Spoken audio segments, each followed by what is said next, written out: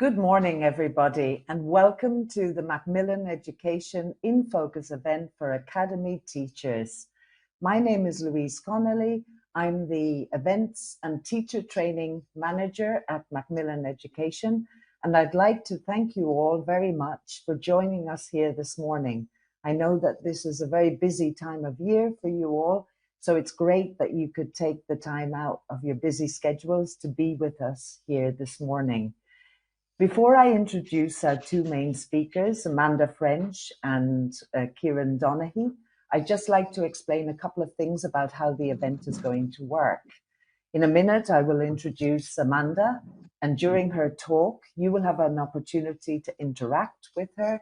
We will launch polls and have your says, which are open-ended questions, to get your feedback on different questions that Amanda would like to ask you. These will appear on your screens as buttons, and all you have to do is activate the button, and in the case of the poll, choose the correct answer for you, and in the case of the have you say, write a short answer. At the end of Amanda's talk, we'll launch a Q&A space for you to send in questions or comments. Now for this, you have a button on your screen, which is Q&A, and you can actually start sending in comments and questions from the beginning of Amanda's talk. All of this will be the same for Kieran's talk as well. He'll come on afterwards. So please do avail of this opportunity to interact both with Amanda and Kieran during their talks and at the end of their talks. At the end of the event, we'll launch a Survey Monkey. This is to get your feedback on the event, on the talks, and also to give suggestions for future teacher training events. This is very important for us. We do want to hear from you, and we really value your opinion. Also, there is a question there about whether you would like to find out more about Macmillan education materials for academies and private language schools. So if you do want to find out more, please answer that question. And at the end of the survey questionnaire, there is a link to our webpage for private language schools, and you can find out more about our new courses there. So, and one final thing, I don't want to forget this. This is important, and I know it's important for you. We will send you an email in approximately 1 week's time to thank you for attending, and also to send your certificate of attendance. So now I would like to introduce our speaker, our first speaker, Amanda French. Amanda, good morning. How are you? Yeah, good. Thank you. Thanks, Louise. Good. No, thank you. I just say a couple of things, Amanda. I know that you've been teaching in ELT for many, many years, and I know that you're a highly experienced teacher and you're a trainer on Cambridge CELTA courses. You're also a really respected author of a range of global publications, including the 4th edition, the new edition of Ready for C1 Advanced, which I know that the teachers out there are really keen to get their hands on. And that's good to hear. You also have it's really one of those courses that has been so successful for so many years and continues to be. And I know that you have a special interest in preparing students for exam classes, and that the focus of today's session is exam classes, exactly that, but making what we teach relevant to real life. And I know one final thing, Amanda, I think you have another special interest, but I'm not going to reveal it now, because I think you're going to talk about it at some point in your session today. So with no further ado, the floor is all yours. Okay, thank you very much, Louise. Thanks everyone for coming. It's a pleasure for me to be talking to you. And I hope you find the session useful. Yeah, so I can't remember if Louise mentioned this, but I live in New Zealand. I'm from London originally, but I've been out here for about 20 years. Yeah. And I think the thing I miss most about living in England it's probably being able to get to Europe. So, and also congratulations, Spain, on coming third in Eurovision, just behind England. Okay, let's make a start. So the session title is called Exam Classes, Making Them Relevant to Life.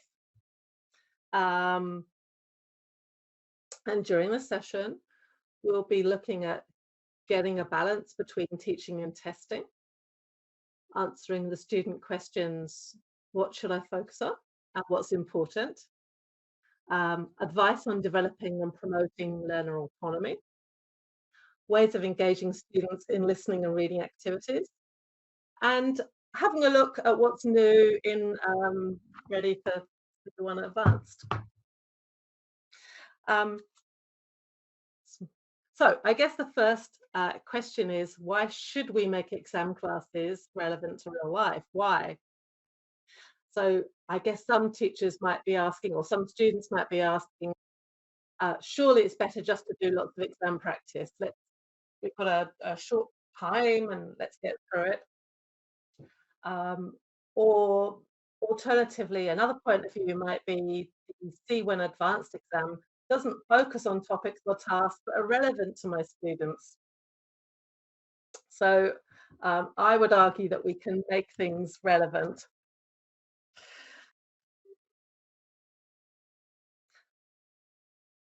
So if we actually have a look at the purpose of a C1 advanced qualification,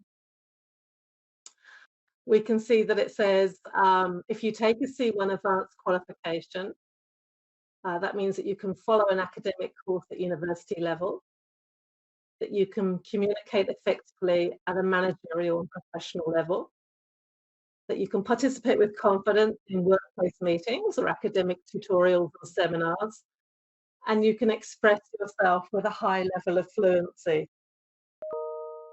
So the whole point of this qualification is not to prepare students for a whole life of doing closed tests or keyword transformations. It's to prepare them for effective communication and the ability to express themselves with a high level of fluency. So this is the big picture, this idea of students becoming fluent, students becoming confident speakers of English. But perhaps on a more day-to-day basis, people have perhaps more mundane or immediate reasons for attending an English class. So just for me to get a feel of why your students attend English classes, we have a poll. So the poll, I hope you can see it. It says, what general reason would your students give for attending exam preparation classes? Would it be A, or one, my parents make me come. Passing the exam is a requirement for university entrance. An English qualification will improve my chances of employment in Spain. An English qualification will improve my chances of securing a job abroad. Or you learn more in exam classes than in general classes. So I would be very grateful if you could respond to the poll. Louise, yeah. I think you set it up. Yes, the poll has been launched and people are answering. We'll give them a couple of seconds to do that. So again, the question is, what general reason would your students give for attending exam preparation classes? And you've got 4 options. A, my parents make me come. B, passing the exam is a requirement for university entrance. C, an English qualification will improve my chances of employment in Spain. Or D, you learn more in exam classes than in general English language classes. And we've got answers. We seem to have a majority at the moment, Amanda, saying an English qualification will improve my chances of employment in Spain. Yes. 64%. Followed by my parents make me come at 15%. It's a lot less. So that's good to hear. It's not just that my parents make me come. And then followed by B and D. So passing the exam is a requirement for university entrance, and an English qualification will improve my chances of securing a job abroad. So those B and D are at level 8%. Right. So I think we can conclude there. The highest one there was getting a job in Spain. Exactly. Yeah. 69%. Okay. Yeah. So there's different types of motivation, extrinsic or intrinsic. And for some of our students, that future job's quite a long way off, possibly. So I'm thinking that on a daily basis, we still need to motivate our students to make the most out of, to enjoy English in the moment, rather than sort of thinking what I can do with it in the future. And I think possibly the more we're motivated, the easier it is to remember things, the easier it is to concentrate and to retain whatever we're learning, not just in the short term, but in the long term. And that's what we want, because I think as we all know, you can retain information or your new language or your new vocabulary, perhaps within a few lessons, and then the next week or the next month, we've forgotten it. So I think by personalizing lessons, making them really relevant to ourselves, to our own interests, we can hopefully remember the language for the long term. So I'll give you an example for me.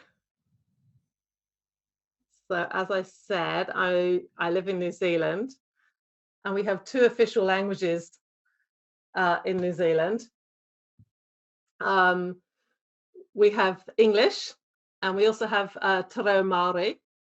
So Te Reo Māori is the language of the indigenous people of New Zealand. Now, I've just lost my own slide, but I hope you can see what I'm saying. So we have a picture of the weather, and we have a picture of my favorite director, whose name is Taika Waititi. He's a Māori director.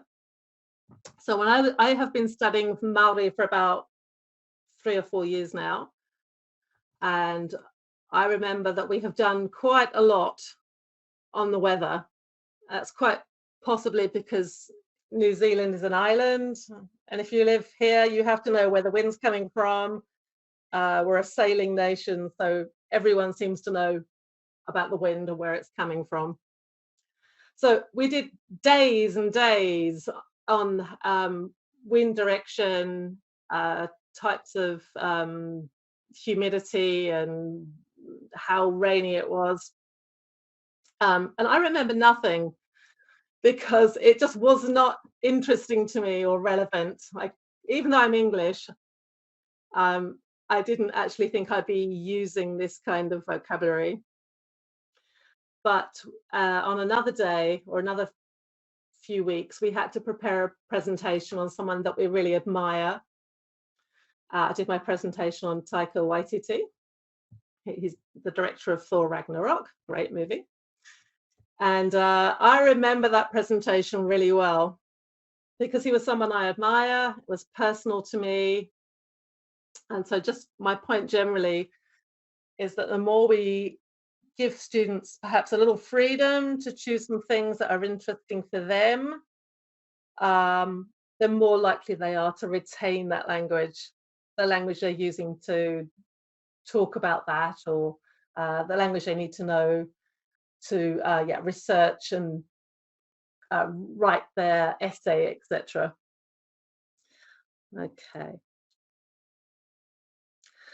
So yes, I would argue that we do need to do topics that are important to our students, and therefore that in an exam class we can't always be testing We need to get a balance between teaching and testing. Problem is that the way course books sometimes appear, it doesn't always feel like they lend themselves to personalisation. And that's because we have a lot of information to put in those course books. We don't always actually have the physical space to get in the personalisation. But we can address that quite easily. So let's have a look at something from the new edition of Ready For. So this is one of our new readings. So this is a cross-text multiple matching. So it's where, for example, you have 4 experts talking on a subject. In this case, they're talking about how to set up a business. If I just flick to the next slide, you can see at the bottom of the slide, we have the questions that go with those cross-text exercise. So at the bottom there, you can see which expert has a different opinion from the others on the value of work experience before setting up a business. Which expert shares an opinion with A regarding the awareness of risk among some young entrepreneurs. So yeah, it's that 4-question task that actually most students find fairly difficult. I think that's because of the density of information in the each little text. So we could do this in a very dry, boring way, but I think perhaps once they've done the task, there are plenty of opportunities to make it more personalised. So the activity I've suggested here is called In the Hot Seat. And so once the students have done the reading and answered questions 1 to 4, I guess the idea is that you put the students into groups and they turn the reading questions into verbal questions and hopefully create a few more. So for example, where it says which expert has a different opinion from the others on the value of work experience, if they turn that into a verbal question, it will be something like, what do you think that there is any value in having work experience before setting up a business? So the idea is that the students, maybe in groups, would change those 4 written questions into verbal questions, and you'd model that with them and give them some guidance. Once they brainstormed different ways to put those into verbal questions, you could have them in different groups, and each group would prepare responses for each of the experts they've just looked at, but if they're more confident, they could actually give their own answers. And then it's that idea of once they've all prepared in small groups, you then reorganize the groups. So each group has 4 different experts. So for example, if I just flick back to the first slide, previous slide. So the first expert is Eddie Weston. So one student will be talking as if they were Eddie, or if they were more confident, giving their own views. Another student will be talking as if they were Fang Chen, or bringing in, or additionally, their own views, so they can personalize it. So it depends on the confidence of your students. If they're a little bit older, they've had a little bit of life experience, they can probably bring in more of their own opinions.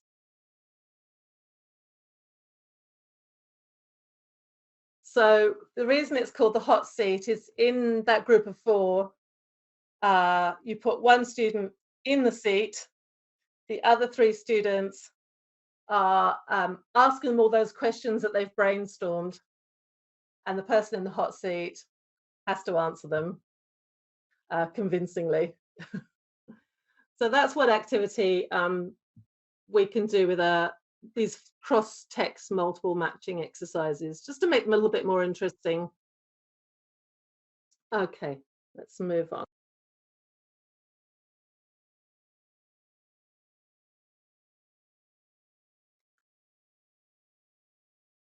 Oops.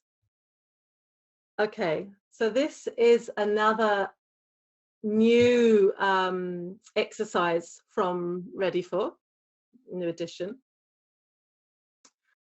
As you can see, it's a multiple choice. So you've got the vocabulary options 1A to D, and this text is on healing crystals, whether they do have that ability to heal people. So I guess the idea here is that the students can just do a typical multiple choice activity. That's a little bit dry. If we had the space, we'd put more interesting activities before and afterwards, but it's very easy for teachers to do that themselves. So, as I say, the exercise is, or the reading is on, let's have a look. So we've got, it's easy to understand why beautiful crystals such as lapis lazuli, tourmaline, and moonstone draw people in and catch the eye, the first one. And then the text goes on to talk about why these gems are in demand, and also some claims about whether they can actually make people healthy. And the last paragraph is about the fact that the crystal industry actually has some criticism because of the mining practices. So we've gone from paragraph 1, there's increased demand. Paragraph 2, do they have any health benefits? And the last paragraph, that there are some problems with the mining industry. So if you're going to make this a little bit more personalized for your students, how you're going to draw them in and engage some interest, any ideas what we could do, what activities could students do before or after the multiple choice closed test? So I'm going to ask you for your ideas. Yes, please. And the Have You Say now has been launched. It's there on your screen. As I said at the beginning of the event, all you need to do is write short answers. And the question is, what activities could students do before or after the multiple choice closed task? And I think, I agree with you, Amanda. The text is quite challenging, isn't it? There's a lot of there's a lot of, well, at the level of ideas, but also the level of language. So there's a lot to process. So anything we can do to make it more accessible, to engage them beforehand, and during and after in particular. And we are getting some answers in. So we've got asked them about alternative medicine remedies with a series of speaking questions in a part 1 of 4 style approach. Another is discuss alternative medicines and if they believe they work and bring this round to healing crystals. So a kind of general discussion about medicine and remedies, and in particular alternative medicines, before going into the specific topic of healing crystals. And we've got a few more, so just bear with me. A debate between 2 groups. One group in favor of healing crystals and another group who think it's baloney. I like that. And another one is before the task. open discussion on the topic, a short video, for example, on the topic. That's a nice idea as well to engage interest. That leaves a question to debate. Nice one. And another idea is speaking about what they know already. And this is very important. So bringing previous knowledge to the table about crystal healing, crystals, how they're used, have they used them themselves? What could be the pros and cons? Fantastic, great ideas. I'd say great minds think alike. It sounds very similar to my own ideas. Okay, thank you everybody for your contributions. All right, I think they're all fantastic ideas. Oops. Yep. Yeah, so I think you use the exact same term there, prior knowledge task, Louise. So yeah, it could be name the gems in the photo. That's a very simple one. Where do they come from? Where can you buy them? How much do they cost? Would you ever buy or give these gems as a gift? My daughter loves this kind of thing. And as a very sort of environmentally minded mother, I'm always trying to persuade her not to buy them because of the mining issue. But my daughter does really like them. Okay. So follow-up tasks. Students brainstorm questions, other things they want to know about the topic. They could go online to find the answers. I have to say, I'm not too sure what the policy is on using devices in classes, in Spanish classrooms. But it seems to be the norm now. Louise, would you be able to answer that for me? Yes. So you'd be able to do some research during class time?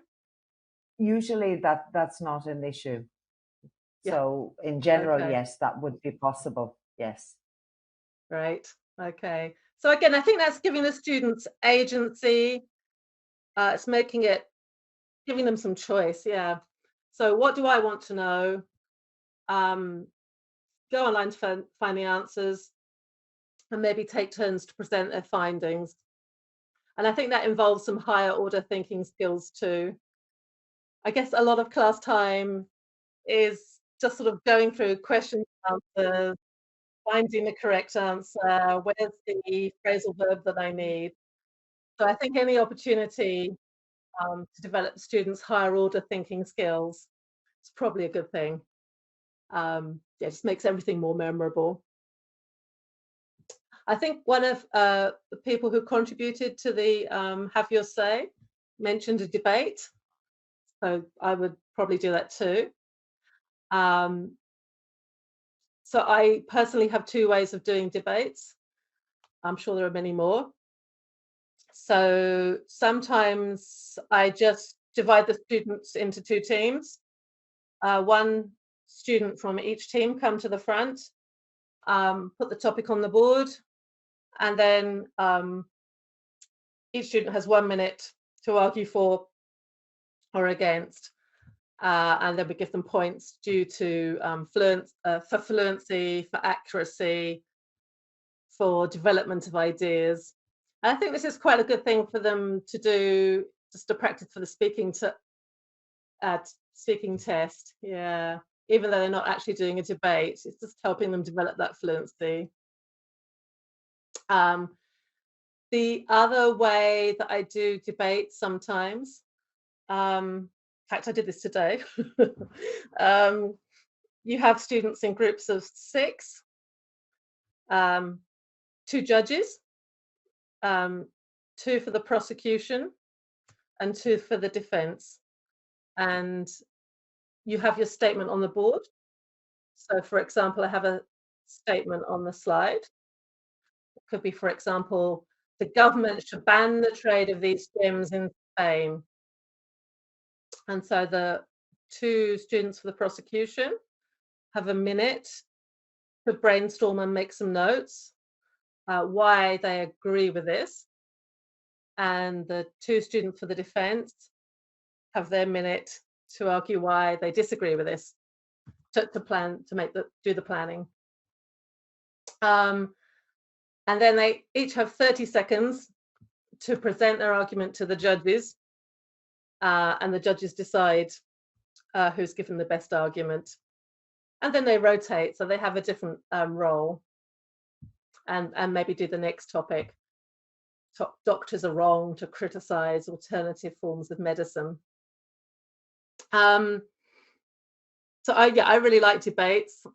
I think they can bring in lots of opportunities for bringing your own view forward, or even if it's not your view, if you've been forced into arguing for the side you don't want to argue, there's still a bit of opportunity for fluency development.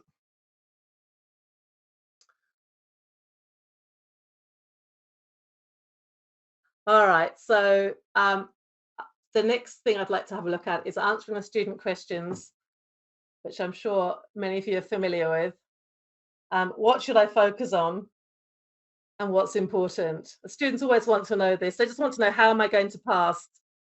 And there must be some kind of secret sort of vocabulary they need to know, or if I do this, that will help me pass. It's unfortunately not as easy as that.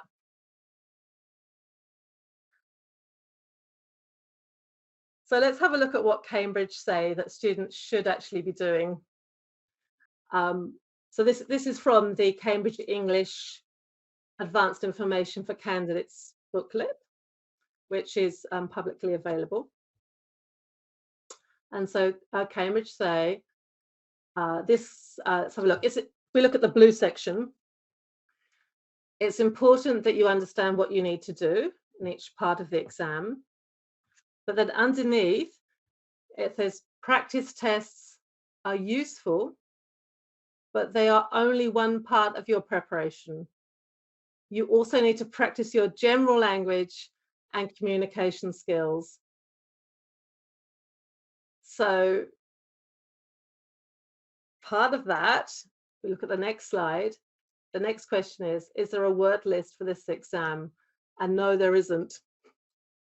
So exams are at CEFR level B2 or C1 advanced do not have a language specifications or vocabulary lists. So where does that leave our students? So in my opinion, if there isn't a set vocabulary list, or although obviously in the book we go through the type of grammar structures that they will need, they could encounter a whole range of other things. So for me, I would probably be reassuring students that it isn't possible to know everything. You can't possibly know everything. And you can't prepare for every potential mini topic. I mean, as you'll probably know, there are very typical topics that you're likely to encounter in a Cambridge exam. The environment, relationships, that's sort of typically sort of safe topics. So you'll always be able to find a list of those topics in most course books and also in the Cambridge Handbook. I would reassure students that it isn't necessary to pass all 4 papers. That used to be the case, but not anymore. So if you can't know everything, where are your gaps? And what is it that you personally want to improve? And again, I think this is where we're bringing in personalization. It has to be I mean, students are not all a homogenous group. They all have different needs, different interests. So I think for our students, we need to say, where do you think your gaps are? What do you want to improve? How are you using English now? And how will you be using English in the future? So there's time to think about, what do I actually need? And what am I going to do about that? So for example, I know for me, when I'm trying to, when I'm learning te reo Māori, I'm quite good on paper. I can read and I can write. And this is a terrible thing to admit, but I'm very lazy when it comes to improving my weakness, my weak areas. So I have identified that listening and yeah, my pronunciation are probably my weak spots. So I've been making more of an effort recently to sort of focus on my weak spots. So pronunciation can be tricky for many students. So one of the new features of Ready For are our pronunciation sections. At the end of each unit, you will find a new pronunciation section. So I've put one up here. This one is on word stress for nouns. So you can see it says, marked the stressed syllable in each word in bold. The first one has been done for you.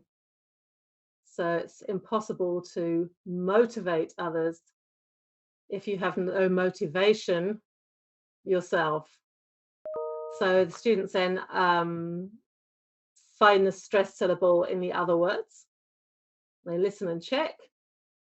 And then there's some other great activities here. I'd love to say that I did this, but actually Roy Norris did this fantastic page. So there's practice activities at the bottom. As I say, at the end of each unit, you'll find one of these pronunciation tasks. And I guess it's up to you as teachers to work out whether you want to use this in class or whether you want to direct students who have identified that need to use this for self-study. But it's a really good resource, I think. Here's another pronunciation from Unit 2. And this is focusing on consonant sounds. So we're sort of leading students in gradually here. Match the generations to the dates they were born. So we've got Generation X, iGen, Gen Z, Millennials, Baby Boomers. Go the Baby Boomers. All right. And so, yeah, then we have a box here with change, decisions, issues, knowledge, and students have to decide which of those consonant sounds are present in those words. This is all very well supported with listening as well. So it's not just coming from the teacher. Students can actually listen again and again as many times as they need to. So just my point basically is different students will have different needs. So I think it's important for us as teachers to help the students identify what those needs are and then get the students to sort of make plans for themselves. What do I want to study? What do I need?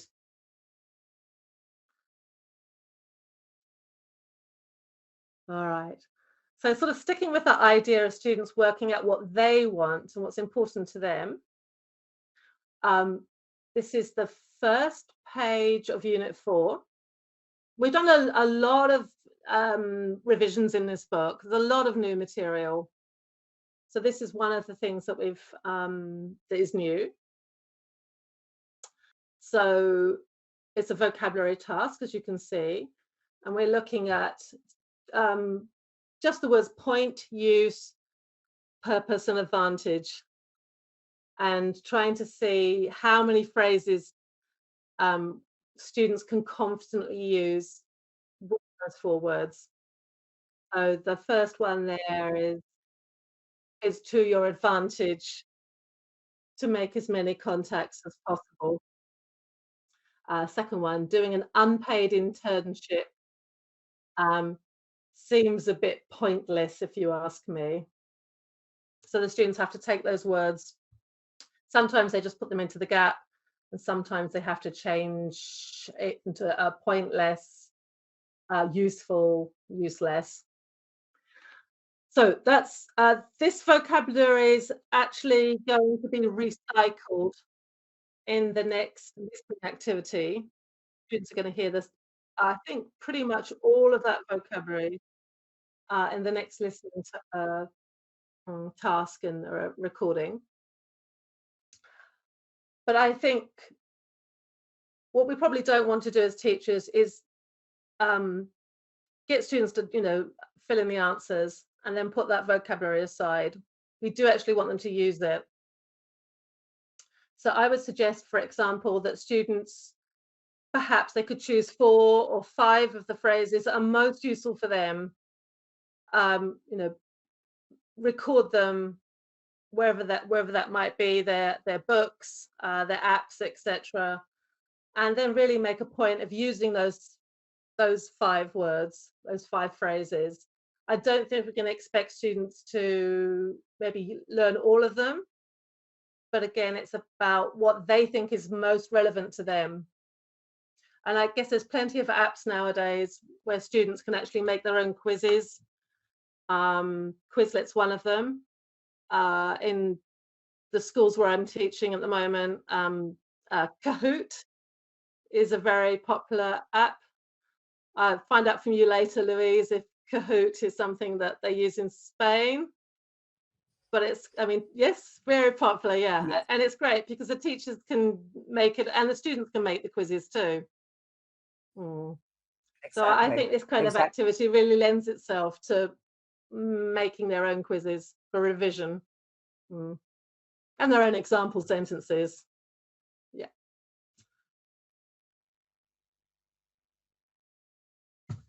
Okay, I see we are quite short on time. So I'll just go through this quite.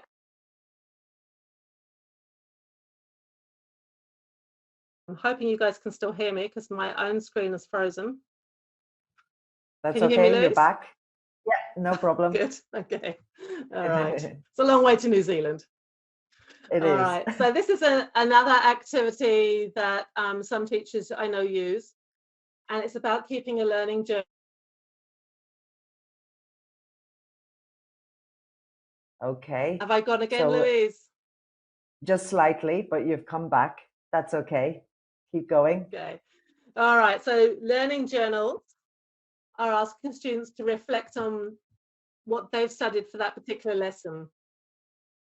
So they don't have to write the most accurate sentences, but it's a way of memorizing and personalizing or reacting to what they've studied. So they might say, for example, today the topics we looked at were rescuing animals and animal experimentation.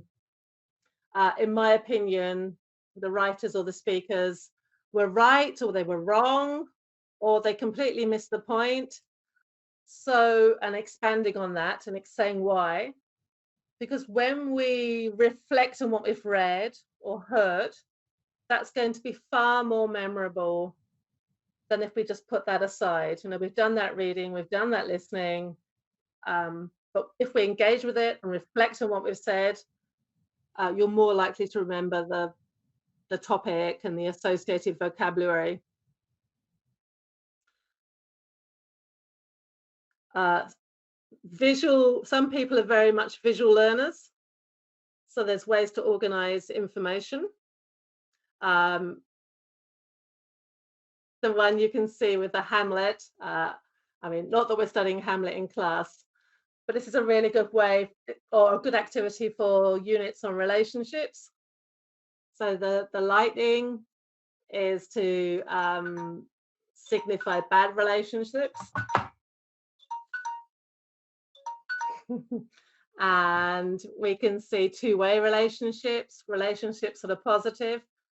So for your students, rather than writing in the names of Shakespeare characters, they could be making one of these for their own family or friends.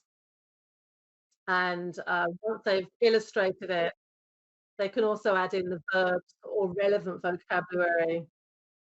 But recording things in a visual way, for some students, really works.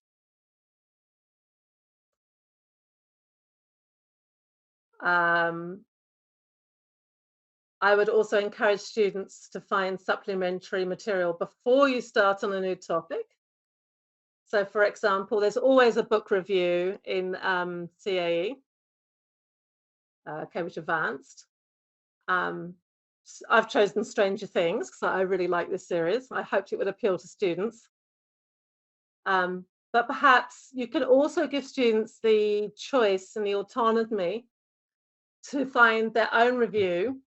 The Guardian is a really good source for reviews. They don't have to write their review here, but this is a review from the Guardian. And then perhaps what students could do is do what many people do and respond to the original review. So these are genuine reviews, or comments on the review rather. And these are actually, I think, a more accessible way to approach the topic. So rather than asking students to write a whole review, they can read one, maybe a genuine one, and then respond to it, whether they approve of that review or disagree with it. But I really would recommend The Guardian as a great source. Here's another activity. So we've got students so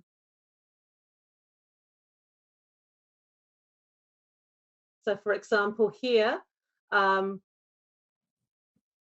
this particular topic, the listening is about working as an apprentice chef. So I would suggest that perhaps students, after they've done this one, the man is talking about his experience, his training, that perhaps students could use that listening as a model and then prepare and give a very similar talk using the same structure as the listening. Now, Louise, would you like me to stop there? Because I think the slides are available anyway. Are they? Yeah, no, you can, you've got a couple of minutes, eh? You've got a couple of minutes. Okay. Let's just move forward. Yeah. Okay, but yes, definitely ensure when they're doing that presentation that they are using some of the target vocabulary from the lesson.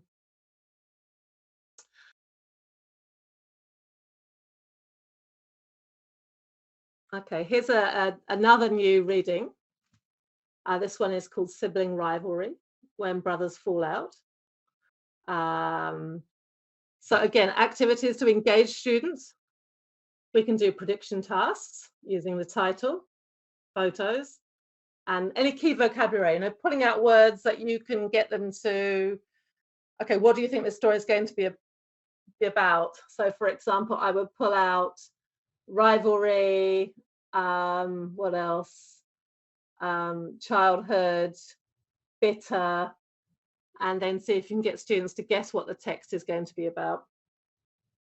But then more in terms of personalization, you want students to respond to the text. And therefore questions like, who's to blame? Whose side do you take? Why? What would you do in this situation? What advice would you give to the writer? And higher order thinking task. To what extent do you relate to the sibling problems described in the article? So again, I think it's really important not just to move on from the reading, but to actually give students an opportunity to see how they relate and discuss their own opinions. One more from the book, a new one on rewilding, which is, if you've never heard of this, it's the idea of putting animals back into their natural environment. So I think Spain and the UK have both lost species over the years, but I believe that also in Spain, I think the animals being put back, it's a little bit controversial. Maybe the wolves, I can't remember. Is it wolves, Louise? that being put back into Yes, Spanish yes, mountainsides? wolves. Yeah. Yes, I believe so. Okay. All right. Okay. So I thought maybe for this one, this is mainly in the UK, but after the students have looked at this, perhaps they could find an article on the same topic, but in the Spanish media, and then maybe translate some of the interviews with the farmers or the environmentalists, because I think that's quite a good activity. Finding something that's more relevant to where you are, your context, and seeing how maybe that compares with the article that they're reading.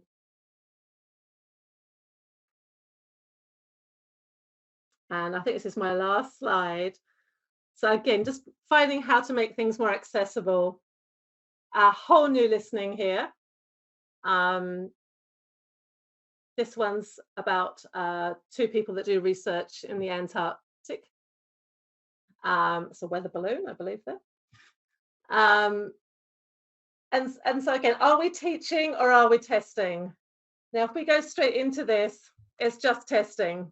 Students are either going to know it or they're not going to know the vocabulary. So I wonder if a more accessible approach would actually be to just play it without any of the questions. Students are not actually looking at any of the questions and just asking them to listen, even before class, if they have time. And what do they catch? What did they manage to get from this? And then there's some sentence starters here. So you could ask them to maybe take notes before class or just do it at the beginning of class. And they'll be telling each other, oh yeah, it was something I heard, it was something about, I heard them mention, did you catch that bit about? So again, just sort of giving students a chance to access the text in their own way, in a way that's not always dictated by the teacher or the course book.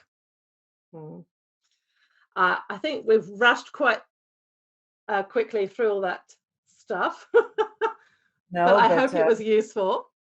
It was very complete, and thank you very much. Honestly, I think it's been very, very useful to pose this question. You know, are we testing or are we teaching? Well, we can test and teach at the same time, but the teaching is fundamental, isn't it? And making it relevant to the students, to their lives. And the question of, you know, you can't prepare for everything. You can't. But so those questions, so what's important to you? How are you using English at the moment? How will you be using English in the future? Really, that personalization and thinking about, you know, what does it mean to me? And will probably focus students so much more than being confronted with this huge, you know, potentially huge exam, and sort of not really having a kind of plan of action. So I think you've made that very clear, and I think that's been really, really useful. So thank you very much for that. Oh, thank you. Then in terms of questions, there was one question about somebody who's teaching a one-to-one class and online, how to make classes more engaging as group work is not a possibility. Well, maybe, yeah, I know it's complicated, but maybe, you know, preparing questions or things before class and bringing more into the class. I actually think maybe in that scenario, definitely making sorry, I've got this horrible echo in my headphones and I've been listening to myself through the whole presentation. So in a one-to-one scenario, I think it's even more crucial possibly to make the lesson relevant to that students. So asking them what they want to, what they're interested in.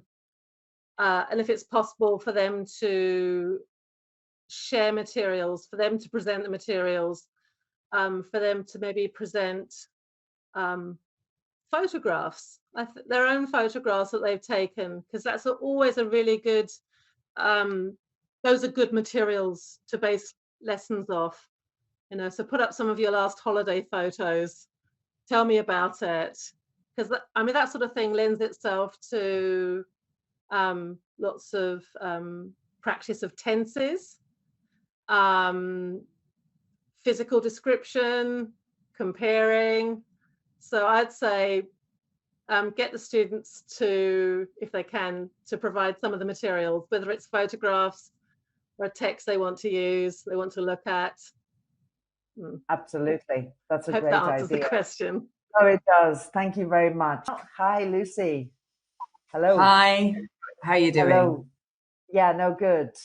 All well here. So Lucy is an ELT specialist, and she's going to talk to us in more detail about Macmillan education materials for private language schools or academies. So all yours.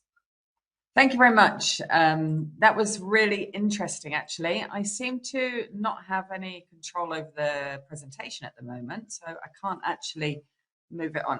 Maybe I have now. Let's see. Now, okay, that's great. So that was really interesting. Some of the points raised by both Amanda and Kieran there, I'm going to be talking about.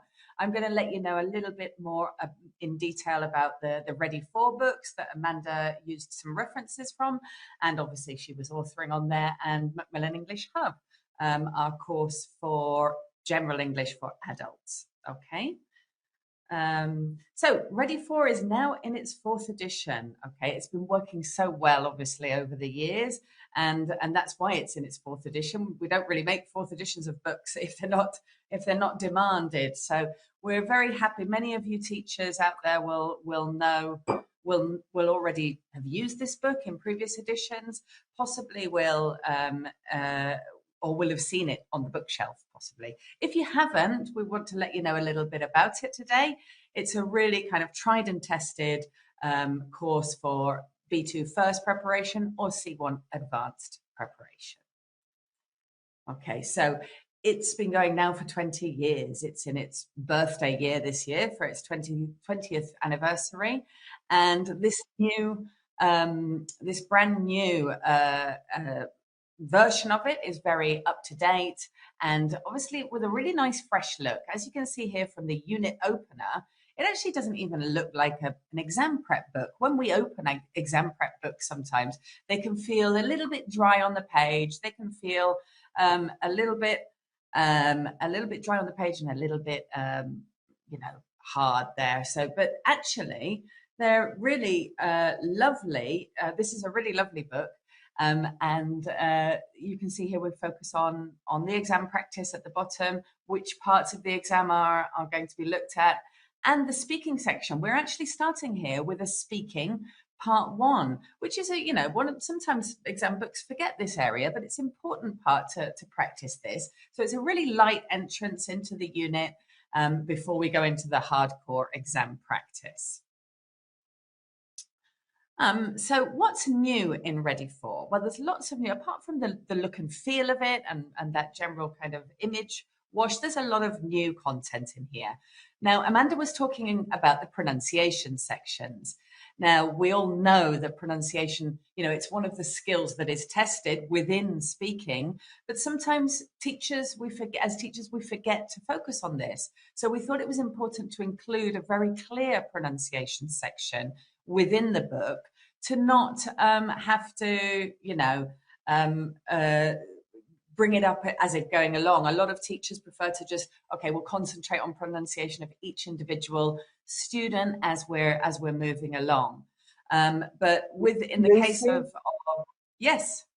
Yes, I'm just going to interrupt. Could you refresh your browser page? My browser. The camera just seems to be frozen. If you could just refresh.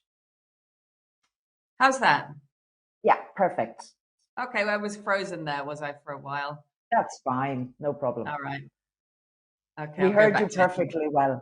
Okay, brilliant. So as I was talking about the pronunciation sections, so we decided to make this a kind of fundamental part of each unit instead of just dealing with it as it comes up in the classroom. These are actually really fun activities as well, concentrating on different parts of pronunciation throughout there.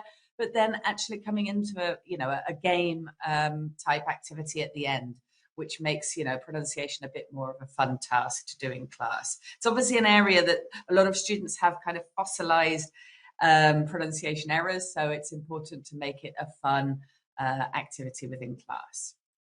What else is new? The listening and reading tasks. Obviously, we've updated a lot of the readings. They often become obsolete quite quickly, readings within textbooks, so we need to update those quite regularly.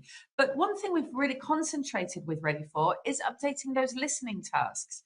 Listening is one of the areas that course books for exam preparation, teachers often feel, well, it's easier in the course book than when they get to the exam. They do really well. So we've really upped our game here to make this a challenging activities, okay? The listening in here, what we've done is we've added more distractors.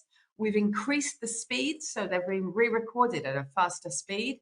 And we've also introduced a variety of regional accents. That's really important, that in the real world, students are going to be experiencing different accents, and that we're not all speaking like the Queen. So that's something that we've included in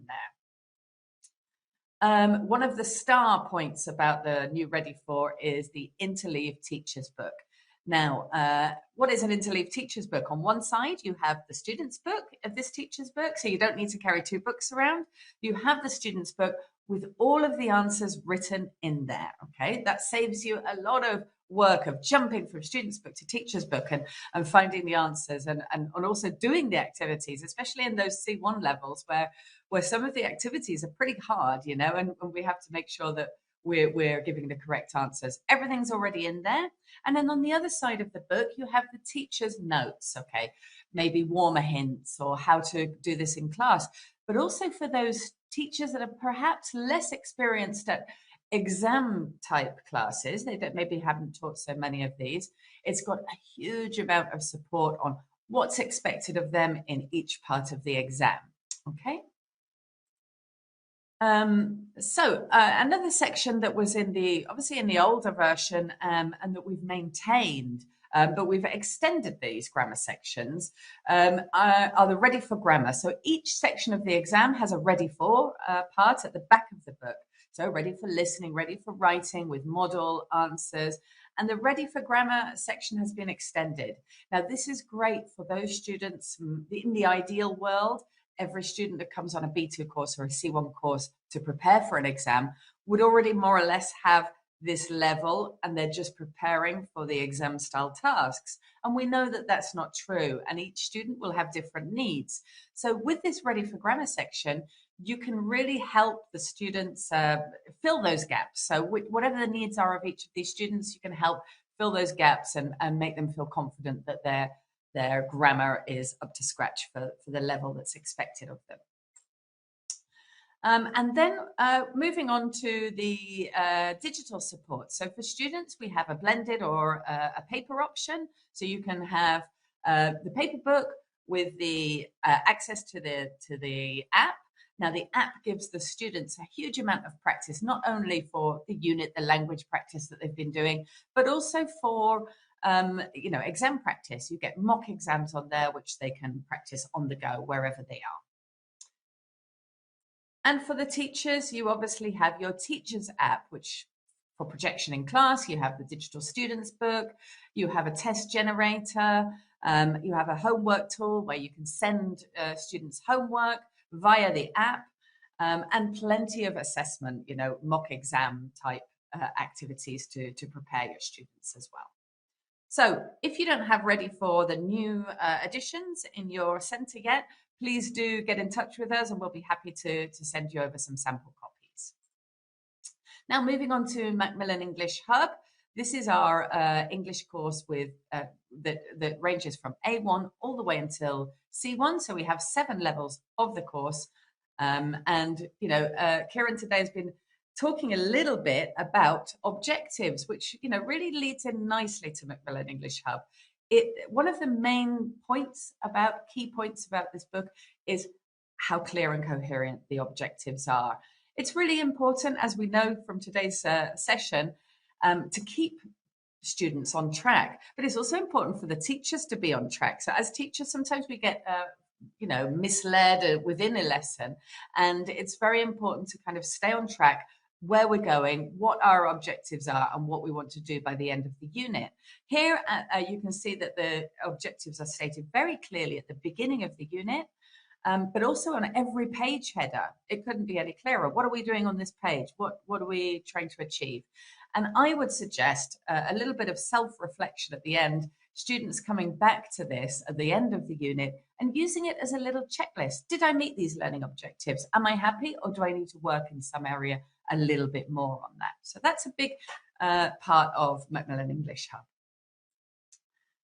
Again, with the teacher support that we're offering, it has an Interleave teacher's book with the same format as the Ready For teacher's book, answers that are written in the student's book, and all of the key tips, hints, and advice, and extra activities for you to be able to do in class. It's a really communicative book. It's really important to get our students talking, and the amount of speaking opportunities that Macmillan English Hub has packed within it are incredible. So if you open any double page spread of the book, you're going to see whether it's a grammar lesson or a vocab lesson or a reading lesson, you've got opportunities for speaking all the way throughout the book. But apart from that, you have the communication hub, you have some lovely speaking cards and speaking hubs dotted throughout the book. So it's a very communicative book, and it's one of the things that the feedback that we're receiving of the book, people are telling us that they like most about it. There's a huge amount of audiovisual content. So there's 2 or 3 videos per unit, depending on the level. You can see here that we have the functional language videos. These are in the Cafe Hub.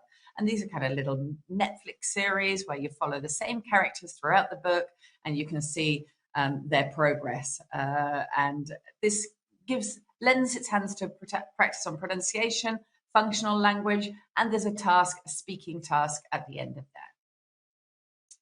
And also we have, this is the part that Kieran was involved in, the Guardian videos.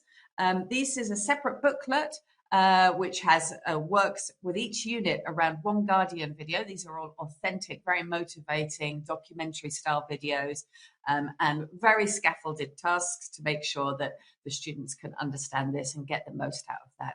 It also finishes in a lovely speaking activity as well. As well as Ready For, we also have the Students app, giving extra practice in all the areas of the language skills, which you can connect up to your teacher and find, and be motivated to see that you're going on the right track. You're not just learning, you're not just practicing here grammar and vocab. You're also getting the opportunity to practice speaking and writing within this application.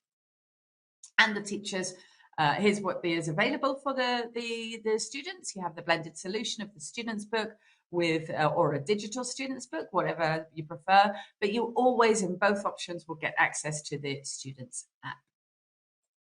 And for the teachers, you have your fully complete teachers app, which gives you access to the digital students book for projection in class or online class. You have the workbook and the e-planner. So that's it really. If you don't have any samples of this material and you would like to see some samples, please do get in touch with us and we'd be happy to send them out to you. That's fantastic. Thank you very much, Lucy. That was very complete, very clear. And these are two very powerful courses, Ready For C1 Advanced and Macmillan English Hub. Fantastic. And now I'd like to welcome back on screen Amanda and Kieran. Hi there. Thank you. And thank you indeed, very much, Amanda, for staying up so late for this. We really, really appreciate it. But you look fresh as a daisy. You'd never think it was nighttime in New Zealand. And thank you so much for that wonderful talk, for that very, very important reminder that we teach and not just test, and that's key. And also Kieran for reminding us of the key importance of lesson outcomes, identifying those, sharing those with the students and planning backwards. and incorporating formative assessment and involving students at every stage in the process. I think it's been really motivating, and Lucy for that very complete and clear presentation, and to the audience for staying with us and being here this morning, this time of year, busy time of year for you all. I want to wish you all the very best for the end of the course, 2022. I was going to say 2023. It's not yet. We're still in 2022. And I want to remind everybody that we will send you an email in approximately 1 week's time with your certificate of attendance, with the handouts for both talks and the recordings. And now we're going to launch a SurveyMonkey questionnaire to get your feedback, as I mentioned at the beginning. Very important to hear your opinion about the event and your suggestions for future teacher training events, topics, please. And if you'd like to find out more about Macmillan English Hub or Ready for C1 Advanced, there's a question in there. Please reply. And please do go into the link, which takes you to our webpage for our materials for private language schools or academies. There's a link at the end of the questionnaire. So thank you. Thank you once again, Amanda, Kieran, Lucy, and everybody out there. And hope to see you again in a future edition. Bye for now. Thank you. Bye-bye.